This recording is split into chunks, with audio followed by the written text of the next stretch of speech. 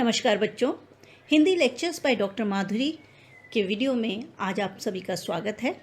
आज की क्लास में हम क्लास 10 हिंदी ब स्पर्श पाठ्य पुस्तक से कविता आत्मत्राण पढ़ने जा रहे हैं। इस कविता के कवि रविंद्रनाथ टैगोर जी हैं और इस वीडियो के अंतर्गत हम कविता की व्याख्या भावार्थ सहित उसको हम जानेंगे और साथ ही जो काव्यांश हैं उनसे संबंधित MCQ यानी बहुवैकल्पिक प्रश्नोत्तर पर भी चर्चा करेंगे। तो बच्चों आरंभ से अंत तक वीडियो पर बने रहिएगा क्योंकि यह वीडियो आपके लिए बहुत लाभकारी है। तो चलिए हम आरंभ करते हैं आज की कविता आत्मत्राण। तो बच्चों सबसे पहले मैं आपसे ये जानना चाहती हूँ कि जैसे हम लोग अपने जीवन में ईश्वर से क्या क्या प्रार्थना करते हैं। हम अपने जीवन में ईश्वर से अक्सर ये प्रार्थना करते हैं कि हे ईश्वर, आप हमें दुखों से मुक्त कीजिए। हे ईश्वर, आप हमारे जीवन को सुखमय बना दीजिए। हे ईश्वर, हमें आप जीवन में सफलता प्रदान कीजिए। हे ईश्वर, हमारे परिवार को सुखपूर्वक रखिए, हमारे परिवार का ध्यान रखिए, हमें स्वास्थ्य दीजिए, हमें दीर्घायु कीजिए। तो इस तरह की प्रार्थना हम अक्सर करते हैं और कहीं पर भी हम ये नहीं कहते कि ईश्वर हमें दुख मत दीजिए। तो बच्चों जैसे तैरना चाहने वाले को पानी में कोई उतार तो सकता है, उसके आसपास भी बना रह सकता है, मगर तैरना चाहने वाला जब स्वयं हाथ पांव चलाता है तभी तैराक बन पाता है। यह बात आप ध्यानपूर्वक समझ लीजिए कि हम कोई भी काम जब करना चाहते हैं तो सिर्फ उसके लिए चाह काफ़ी नहीं है, उसके लिए हमें स्वयं मेहनत करनी भी बहुत ज़रूरी है। अब जैसे यहाँ बताया गया है कि कोई तैरना चाहता है, जैसे मैं हूँ, मैं चाहती हूँ कि मैं स्विमिंग करूँ, तैरूँ, लेकिन मैं जब तक पानी में नहीं उतरूँगी तो तैरना तो बहुत दूर की बात है। और चलिए मैं किसी के कहने पर पानी में उतर भी गई, लेकिन जब मैं उसमें हाथ पैर नहीं मारूँगी, मैं प्रयास नहीं करूँगी तो मैं डूब जाऊँगी, मैं तैरना नहीं सीख पाऊँगी। तो इसलिए मुझे उसमें हाथ पांव मारना ही पड़ेगा।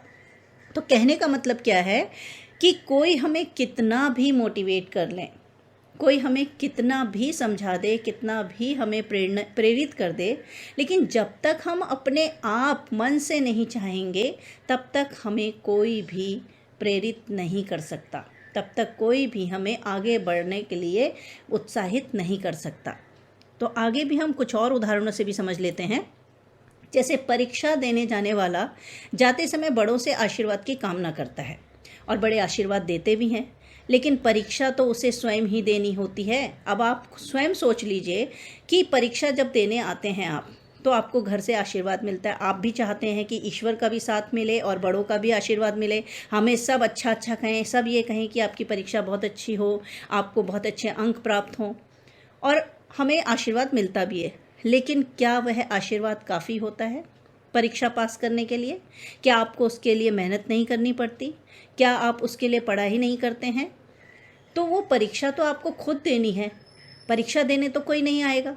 तो इसलिए बच्चों जब तक किसी काम में हम स्वयं अपनी रुचि नहीं दिखाएंगे, जब तक किसी काम को करने के लिए हम स्वयं आगे नहीं बढ़ेंगे, तब तक हमें उस काम में सफलता प्राप्त नहीं होगी, चाहे हमारे साथ कितना भी लोगों का साथ क्यों ना हो, आशीर्वाद क्यों ना हो। वो आशीर्वाद, वो साथ हमें एक पॉजिटिविटी तो देगा, हमें आगे बढ़ने के लिए उत्साहित तो करेगा, लेकिन पूरी तरह सफलता हमारी अपनी मेहनत हमें दिलाएगी। और आगे देख लेते हैं और क्या उदाहरण है। इसी तरह जब दो पहलवान कुश्ती लड़ते हैं तब उनका उत्साह तो सभी दर्शक बढ़ाते हैं, इससे उनका मनोबल बढ़ता है, मगर कुश्ती तो उन्हें खुद ही लड़नी पड़ती है।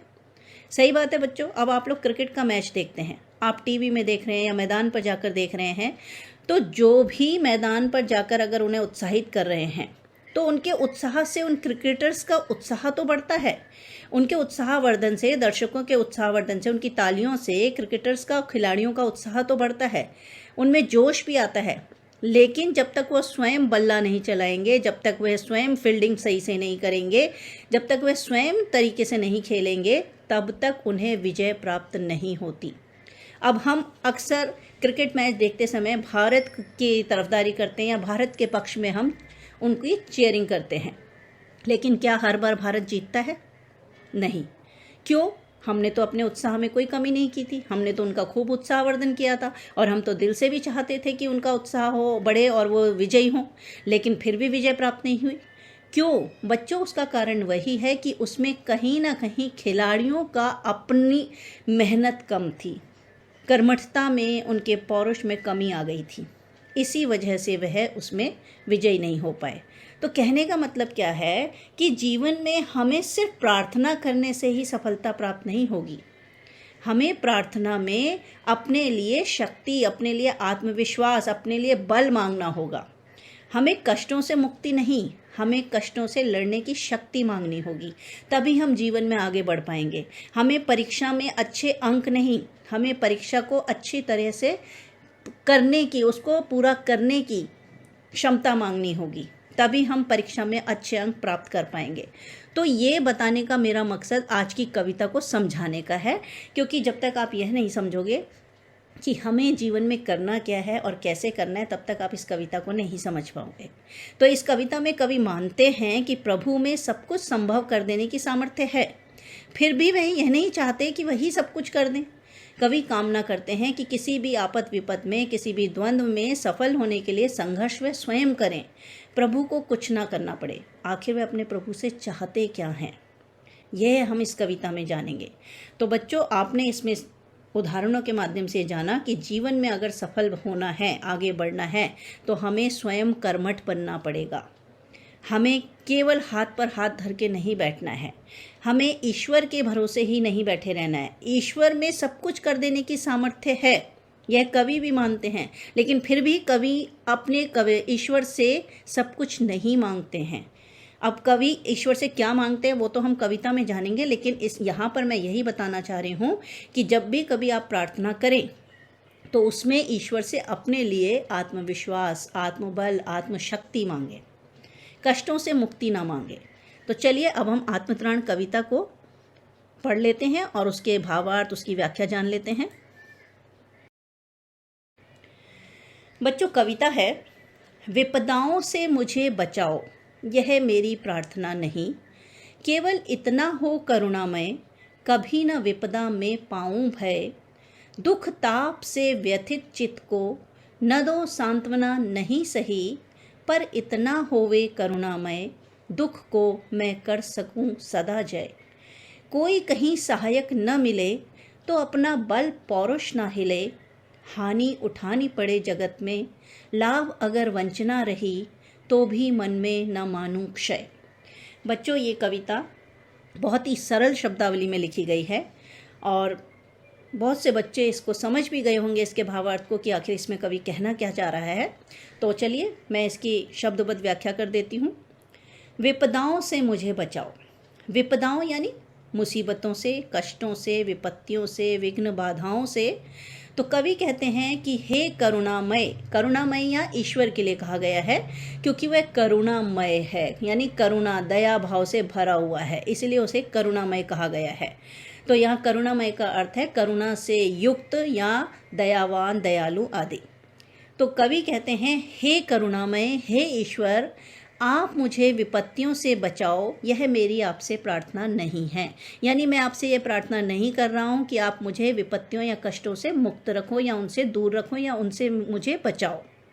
केवल इतना हो, कभी ना विपदा में पाऊँ भय, पर हे ईश्वर, बस इतनी कृपा करना कि मैं कभी भी विपत्ति में भयभीत ना हूँ, कभी ना विपदा में पाऊँ भय, यानी मैं विपत्तियों से, कष्टों से कभी भी घबराऊँ नहीं। क्योंकि बच्चों, क्या होता है कि अक्सर जब हमारे जीवन में कोई दुख कष्ट आ जाता है तो हम सबसे पहले घबरा जाते हैं। हम सोचने लगते हैं कि ये मेरे साथ ही ऐसा क्यों हो रहा है, हाय अब क्या होगा, आगे क्या होगा, कैसे मैं ये कर पाऊँगा, कैसे मैं ये कर पाऊँगी। तो वो जो भय है वो हमें और भी निराश कर देता है, हमें नकारात्मक सोच की ओर बढ़ा देता है। तो यहाँ पर कवि कह रहे हैं कि हे करुणामय, आप मुझे विपत्तियों से बचाओ, यह मेरी आपसे प्रार्थना नहीं है, लेकिन इतनी जरूर मुझ पर कृपा करना, केवल इतना हो करुणामय कि हे करुणामय, केवल इतना अवश्य कर देना कि कभी ना विपदा में पाऊँ भय, कि मैं कभी भी विपत्तियों में भयभीत ना हूँ। यानी जब भी मेरे जीवन में कोई कष्ट आए, मुसीबत आए, बाधा आए, विघ्न आए, तो मैं उनसे घबराऊँ नहीं। दुख ताप से व्यथित चित्त को न दो सांत्वना नहीं सही। और दुख ताप से, ताप का अर्थ है अग्नि, दुख की अग्नि, यानी जब मैं दुख की अग्नि में जल रहा हूँ, यानी मेरा मन, चित्त मतलब मन, व्यथित मतलब बेचैन, यानी दुख ताप से बेचैन मन जब मेरा हो, यानी पूरी तरह से जब मैं दुख की अग्नि में जल रहा हूँ, तो न दो सांत्वना नहीं सही। तो उस समय यदि आप मुझे हौसला नहीं देते हो, मुझे सांत्वना नहीं देते हो, कोई बात नहीं, पर इतना होवे करुणामय, पर हे करुणामय इतना ज़रूर कर देना कि दुख को मैं कर सकूं सदा जय, कि मुझ में वह शक्ति, वह बल देना कि मैं दुख पर विजय प्राप्त कर सकूं, और विजय भी हमेशा के लिए, केवल आज के लिए, एक क्षण के लिए नहीं, बल्कि जब जब मैं दुख में घिरूं, दुख की अग्नि में जलूं, तो उस समय मुझ में वह आत्मबल, मुझ में वह संघर्ष करने की क्षमता प्रदान करना कि मैं उस दुख पर विजय प्राप्त कर सकूं। बच्चों, अक्सर ऐसा होता है कि जब हम कभी दुखी होते हैं या हमारा मन खुश नहीं होता है, तो हम चाहते हैं कि कोई ना कोई हमारे आसपास ऐसा हो जो हमसे पूछे, हमारे दुख को समझे और ये जाने कि हम किस बात से दुखी हैं, और वो कुछ ना करते हुए सिर्फ हमसे 2 पल के लिए बैठकर बात कर ले, हमारे दुख को जान ले, तो हमें अच्छा लगता है। उसे कहते हैं सांत्वना, या उसके प्रति सहानुभूति जताना। तो यहाँ पर कवि यही कह रहे हैं कि मैं तो उस दुख की स्थिति में भी नहीं चाहता कि आप मुझे सांत्वना दें, यानी आप मेरा हौसला अफजाई करें, मुझे आकर तसल्ली दें, क्योंकि अगर आप मुझे तसल्ली नहीं दोगे, मुझे उसमें कोई समस्या नहीं है, लेकिन मैं सिर्फ इतना चाहता हूँ हे करुणामय कि मैं उस दुख पर हमेशा विजय प्राप्त कर सकूँ, वह आत्मबल मुझ में प्रदान करना, वह शक्ति मुझे देना कि मैं हर पल, मतलब जब भी मुझ पर दुख आए, दुखों का पहाड़ टूटे, तो मैं उन दुखों पर विजय प्राप्त कर सकूं, यानी उस दुख की घड़ी में भी मैं विचलित ना हूं। फिर है, कोई कहीं सहायक न मिले तो अपना बल पौरुष न हिले, हानि उठानी पड़े जगत में, लाभ अगर वंचना रही तो भी मन में न मानू क्षय। अब यहाँ पर कवि कहते हैं कि दुख की घड़ी में यदि कोई मुझे सहायक न मिले, बच्चों अक्सर ऐसा होता है कि दुख में लोग साथ छोड़कर चले जाते हैं, सुख के तो सभी साथी होते हैं, लेकिन दुख में कोई साथी नहीं होता, और वास्तविक साथी या वास्तविक मित्र, सच्चा मित्र वही होता है जो दुख में साथ दे।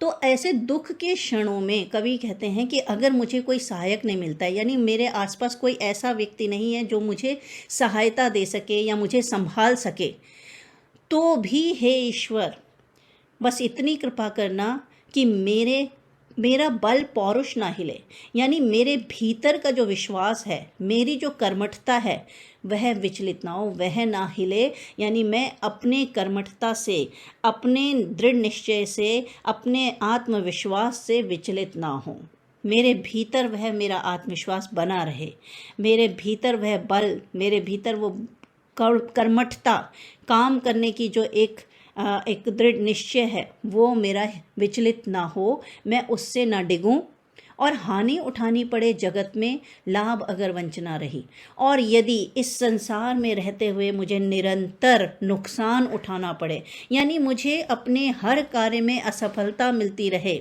मुझे जिसमें भी मैं हाथ डालूं उसमें नुकसान मिले, और लाभ अगर वंचना रही, और लाभ हमेशा मुझसे छल करता चले जाए, यानी लाभ मुझसे दूर होता चले जाए, लाभ मुझे कभी प्राप्त ही ना हो, या मुझे अपने जीवन में कभी सफलता मिले ही ना, मैं जितनी मेहनत करूं उससे ज़्यादा मुझे असफलता प्राप्त हो, तो हे ईश्वर तब भी मन में ना मानूं क्षय। क्षय का अर्थ होता है एक तरह से नष्ट होना, या कम होना, या घटना, या हार मानना। तो कवि कहते हैं कि ऐसी परिस्थिति में भी हे करुणामय, मैं अपने मन से हार ना मानूं, मैं अपने मन से न टूटूं। मतलब बच्चों, अक्सर यही होता है कि जब भी हम कठिन परिस्थितियों में पड़ते हैं, या विषम परिस्थितियां हमारे जीवन में आती हैं, या कोई अनहोनी घटना घटती है, तो हम सबसे पहले मन से टूट जाते हैं, हम अपने आप को सबसे अलग कर लेते हैं, हम एकांत में चले जाते हैं, उसी को शायद डिप्रेशन या तनाव कहा जाता है।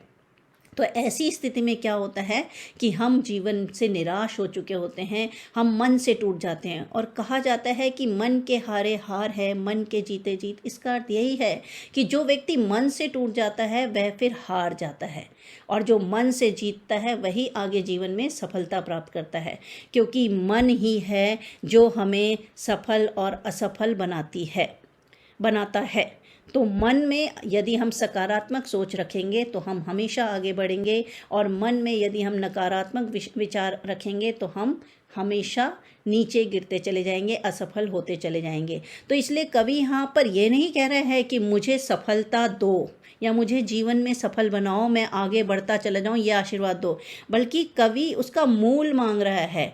कवि ऐसी चीज़ मांग रहा है जो हमेशा उसके जीवन में बने रहे और वो सफलता प्राप्त करते रहे। तो कवि क्या मांग रहा है कि यदि जीवन में मुझे निरंतर हानि उठानी पड़े, नुकसान ही उठाना पड़े, और लाभ जो है मेरे से छल करते हुए निकलता मेरे हाथ से फिसलता चला जाए, यानी सफलता के अर्थ में ले, तो यदि जीवन में मुझे निरंतर असफलता मिलती रहे और मैं जितनी मेहनत कर रहा हूँ उसका उतना मुझे फल ना मिले, तो भी मैं अपने मन से कभी ना हार मानूं, यानी मैं मन से कभी भी पराजित ना हूं। तो बच्चों, पूरे इसमें क्या बताया है कवि ने? कवि ने इसमें यह बताया है कि हे ईश्वर, आप मुझे दुख कष्टों से मुक्त रखो। मैं आपसे ऐसी कोई भी प्रार्थना नहीं कर रहा हूँ, बल्कि हे करुणामय, मुझ पर बस इतनी कृपा करना कि मैं उन दुखों कष्टों से भयभीत ना हूँ, यानी कभी भी घबराऊँ नहीं, बल्कि उनका सामना कर सकूँ, ऐसी मुझे शक्ति प्रदान करना।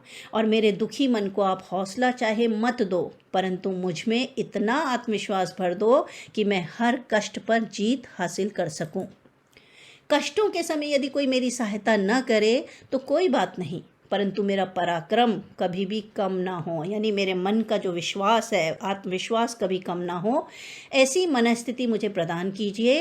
हे ईश्वर, इस संसार में अगर मुझे लगातार हानि उठानी पड़े और लाभ हमेशा मुझसे दूर रहे, तब भी मैं मन से पराजित न हूँ, मेरा आत्मविश्वास बना रहे, बस यही मेरी आपसे प्रार्थना है। तो बच्चों, इस प्रार्थना गीत के माध्यम से आपको भी अपने जीवन में यही उद्देश्य बना लेना चाहिए कि हम जब भी ईश्वर के सामने हाथ जोड़ें तो उससे कुछ मांगने के लिए नहीं, बल्कि अपने भीतर एक संघर्षशील बनने की शक्ति मांगने के लिए हाथ फैलाएं और हाथ जोड़ें, और साथ ही अपने आप को पूरी तरह से आत्मविश्वासी और दृढ़ निश्चय बनाने के लिए उनसे प्रार्थना करें। तो अब हम इस काव्यांश से संबंधित कुछ बहुविकल्पिक प्रश्नोत्तर देख लेते हैं, क्योंकि आपकी परीक्षा में पठित गद्यांश और पठित पद्यांश से भी बहुविकल्पिक प्रश्नोत्तर पूछे जाते हैं। तो बच्चों, अभी जो हमने काव्यांश पढ़ा उससे संबंधित कुछ बहुविकल्पिक प्रश्नोत्तर इस प्रकार हैं। पहला प्रश्न है, कवि की क्या प्रार्थना नहीं है? तो कवि की क्या प्रार्थना नहीं है? बच्चों, सीधा सीधा प्रश्न हो सकता था कि कवि यहाँ क्या प्रार्थना कर रहा है, पर प्रश्न किसी भी रूप में पूछा जा सकता है, तो हमने थोड़ा सा प्रश्न को घुमा दिया कि कवि की क्या प्रार्थना नहीं है, यानी यहाँ पर कविता क्या प्रार्थना नहीं कर रहा है, कवि क्या प्रार्थना नहीं कर रहा है। तो इसका उत्तर है विपदाओं से बचाओ। यह प्रार्थना नहीं कर रहा, वो ये नहीं कह रहा ना कि मुझे विपदाओं से बचाओ, वो क्या कह रहा है कि मुझे विपदाओं से मत बचाओ, लेकिन मुझे विपदाओं से लड़ने की क्षमता प्रदान करो। ठीक है। दूसरा प्रश्न है, करुणामय शब्द का प्रयोग किसके लिए किया गया है? तो इसका सही उत्तर है ईश्वर के लिए। तीसरा प्रश्न है, कवि विपदा में ईश्वर से क्या चाहता है? उत्तर है भय ना पाऊं। वो यही चाहता है ना कि मैं विपदा में कभी भी भयभीत ना हूं। तो हमारे अगले प्रश्न है, दुख ताप से व्यथित चित्त को सांत्वना न मिलने पर कवि को ईश्वर से क्या चाहिए? तो कवि को ईश्वर से दुख पर विजय चाहिए। वह चाहता है कि वह दुख पर विजय प्राप्त कर सके। नेक्स्ट क्वेश्चन, कवि का बल पौरुष कब नहीं हिलना चाहिए? तो इसका सही उत्तर है सहायक न मिलने पर, यानी कभी उसे कोई सहायक न मिले तो उस पर भी उसका बल पौरुष ना हिले। नेक्स्ट क्वेश्चन, कवि मन से कब नहीं हारना चाहता है? इसका सही उत्तर है उपर्युक्त सभी कारण, यानी कौन कौन से कारण हैं कि जब जीवन में निरंतर असफल होता रहे वह, या जीवन में निरंतर हानि उठाता रहे, या लाभ से निरंतर छले जाने पर, यानी ये तीनों परिस्थिति असफलता मिले, हानि उठाए या छलता चला जाए लाभ से वह, तो इन सभी अवसरों पर वह मन से हारना नहीं चाहता है।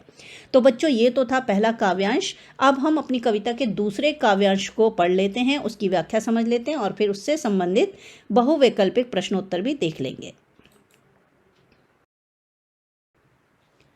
हमारा दूसरा काव्यांश इस प्रकार है। मेरा त्राण करो अनुदिन, तुम यह मेरी प्रार्थना नहीं। बस इतना होवे करुणामय, तरने की हो शक्ति अनामय। मेरा भार अगर लघु करके, न दो सांत्वना नहीं सही।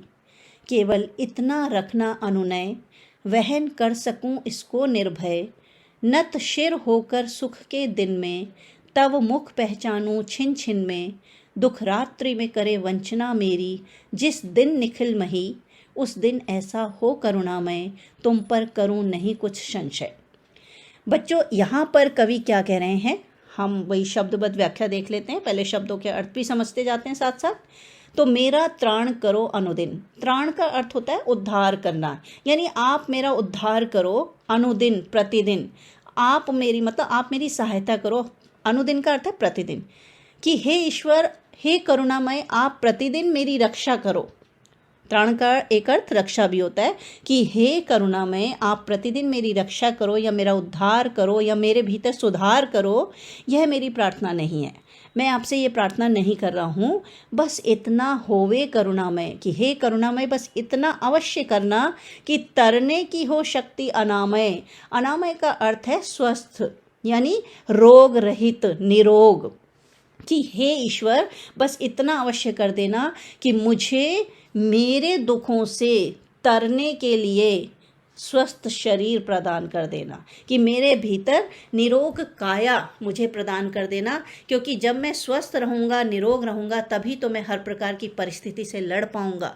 तो हे ईश्वर, आप मेरी प्रतिदिन रक्षा करो या मेरी सहायता करो। यह मेरी आपसे प्रार्थना नहीं है, बस मेरी इतनी प्रार्थना है कि हे करुणामय, इतना अवश्य कर देना कि जो भी मेरे जीवन में कष्ट आए, जो भी मेरे जीवन में परेशानियां आए, विपत्तियां आए, मुसीबतें, विघ्न, बाधाएं आए, उन सब को पार करने की मेरे भीतर एक स्वस्थ शरीर के रूप में शक्ति प्रदान कर देना।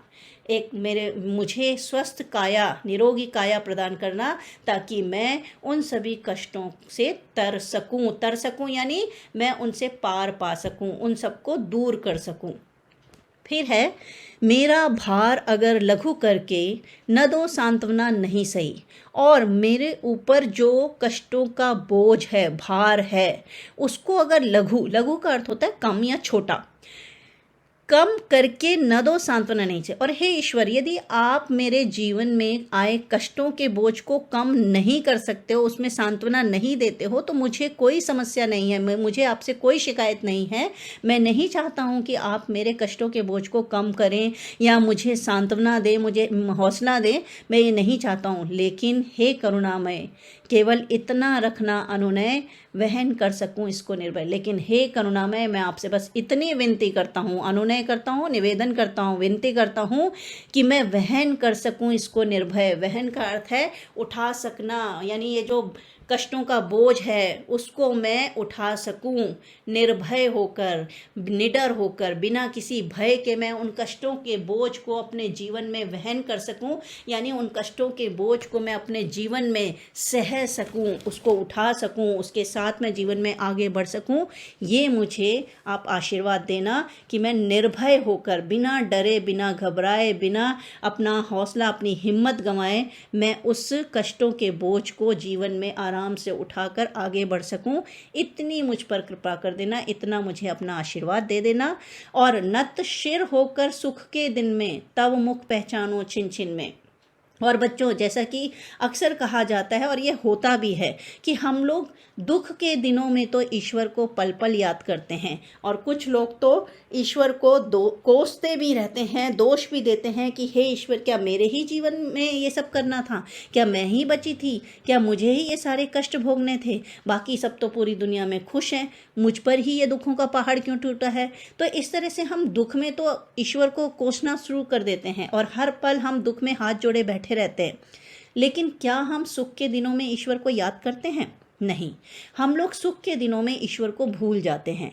तो यहाँ पर कवि कह रहा है कि नत शिर होकर यानी नतमस्तक होकर सुख के दिन में, कि हे ईश्वर मैं सुख के दिनों में भी आपके प्रति नतमस्तक होकर यानी सिर झुकाकर तब मुख पहचानूं छिन छिन में। छिन छिन यानी क्षण क्षण, हर पल हर क्षण मैं आपके मुख को पहचानूं यानी आपकी प्रार्थना करता रहूं। कहने का मतलब ये है कि दुख में तो मैं आपको याद करूं ही, लेकिन सुख के दिनों में भी मैं हर पल आपके प्रति नतमस्तक रहूं, यह मुझे आशीर्वाद देना। यानी मैं सुख के दिनों में आपको भुला ना पाऊं, ऐसा मुझे आशीर्वाद देना। और दुख रात्रि में करे वंचना मेरी जिस दिन निखिल मही, और जिस दिन ये पूरी सृष्टि, निखिल मही यानी सृष्टि, पूरी सृष्टि, पूरे धरती के लोग जो हैं, मतलब धरती का एक एक व्यक्ति अगर दुख रात्रि में, जब मैं दुख की रात से घिरा हूँ, यानी मेरी पूरी रात दुख से घिरी हुई हो और मैं दुखों की काली रात में बैठा हूँ, ऐसे में यदि ये पूरी सृष्टि भी मेरे साथ वंचना कर दे, छल कर जाए, यानी मेरा साथ छोड़ जाए, तो उस दिन ऐसा हो करुणामय कि हे करुणामय, उस दिन ऐसा हो कि तुम पर करूँ नहीं कुछ संशय, कि मुझे ये आशीर्वाद दो कि उस दिन भी मैं तुम पर ज़रा भी संदेह ना करूं। यानी मेरे मन में ये विचार ना आए कि ईश्वर है भी कि नहीं, ईश्वर इस धरती पर है भी नहीं, ईश्वर को ये दिखाई नहीं दे रहा, मेरे साथ इतना बुरा हो रहा है, मैं इतने कष्टों से घिरा हूँ, सारी दुनिया मेरा साथ छोड़ के जा चुकी है, फिर भी ईश्वर कुछ नहीं कर रहा है। होता है ना बच्चों, अक्सर हम ऐसा ही कहते हैं ईश्वर को।